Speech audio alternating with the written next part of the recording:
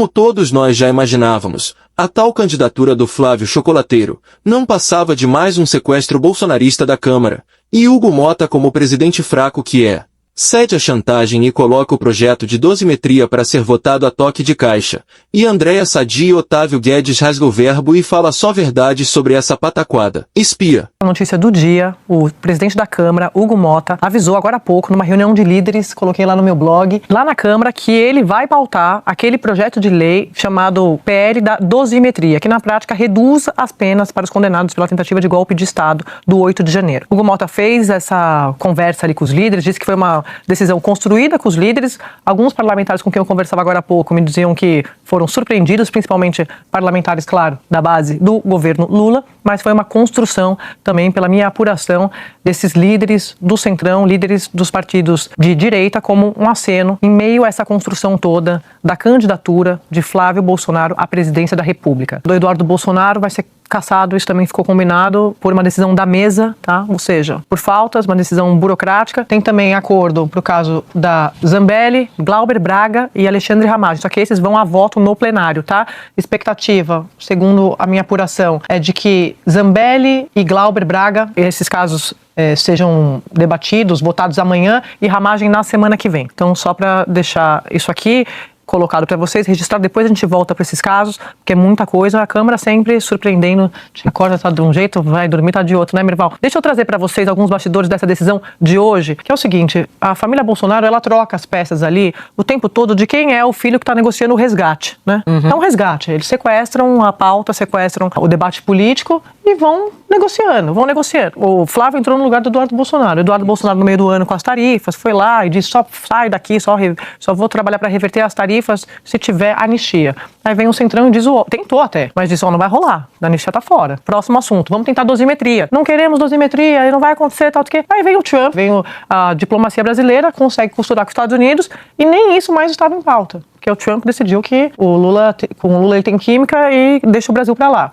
Então, esse primeiro momento da família Bolsonaro tentando negociar qualquer tipo de resgate desse sequestro caiu por terra. Aí vem a candidatura de Flávio Bolsonaro agora, que está sendo vista dessa forma pelos partidos do Centrão. Na minha avaliação, é o primeiro pagamento desse resgate. Não tem anistia, tem a dosimetria, nós vamos entregar isso para vocês, porque ontem na conversa do Flávio Bolsonaro com os partidos do Centrão, ele ouviu que eu já tinha contado aqui que eles iam falar, de fato isso se confirmou. Flávio, é uma medida egoísta, é uma decisão egoísta. O país, o campo do centro da direita quer construir uma candidatura que tenha alguma chance de disputar contra o campo da esquerda. Você não é um nome, o sobrenome Bolsonaro é um passivo, não é um ativo, porque o Flávio Bolsonaro coloca isso como se fosse um ativo, e dizendo que ele seria o Bolsonaro moderado. Aí o Centrão falou, não tem essa conversa, nós não iremos, se você for, vocês vão sozinhos com o PL, pode esquecer. Então assim, ele ouviu isso, e aí na parte da conversa sobre a dosimetria, quando eles começam a falar de anistia, porque no sábado ele disse que no domingo que ele tinha preço, que o preço era anistia, o pai livre e tal, a turma do Centrão falou pra ele, falou, escuta, mas então, só pra eu entender, tem uma turma nossa que tá presa, por exemplo, Anderson Torres. E aí a gente vai aprovar uma anistia,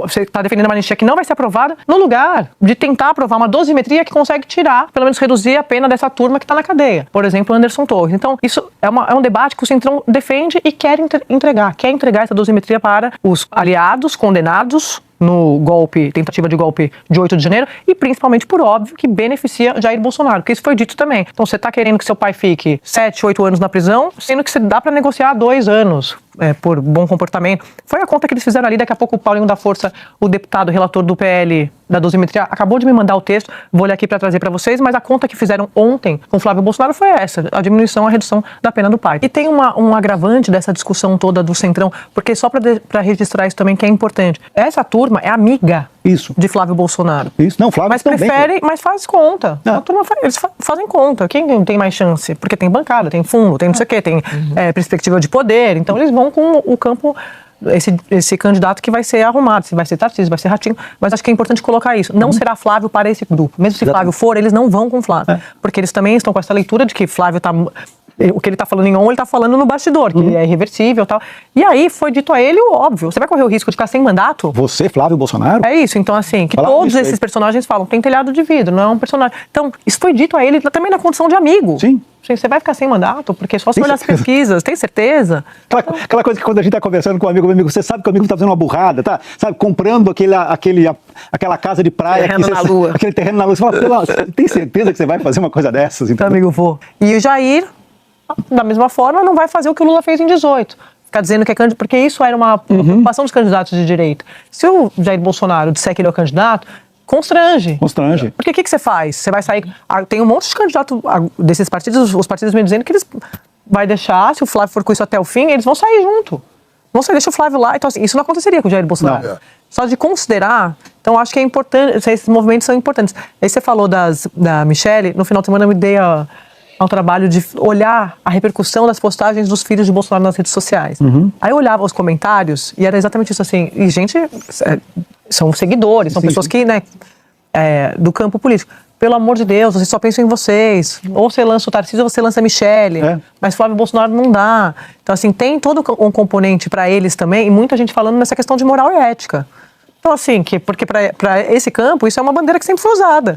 Aí você pega e lança o Flávio Bolsonaro. A nossa informação, você estava comentando comigo, sobre a pena de Bolsonaro. Isso, aí eu fui apurar com diversos advogados. Pelos cálculos deles, a pena do Bolsonaro reduz mais ou menos 2 anos e meio, né? De 27 anos e 3 meses para 24 anos e 10 meses. Sim. E aí eu fui ouvir ministros sobre essa redução. Não houve, assim, um sentimento de perplexidade. Oh, meu Deus. Um ministro definiu assim, não é o pior dos mundos. E aí é curioso, eu só achei curioso, primeiro, eu achei curioso o seguinte, você tem um escalonamento de redução de pena. Então, por exemplo, se o cara for primário, só faz 25%. Se ele for reincidente, 30%. Se ele cometeu o crime hediondo, 40%. Hediondo com resultado em morte, 50% da pena. Exerceu o comando individual ou coletivo, 50%. Milícia, 50%. Aliás, do Bolsonaro foi igual de milícia, curioso isso. Hediondo, 60%. Agora, não era um bando de velhinha com Bíblia na mão? Como é que a lei tá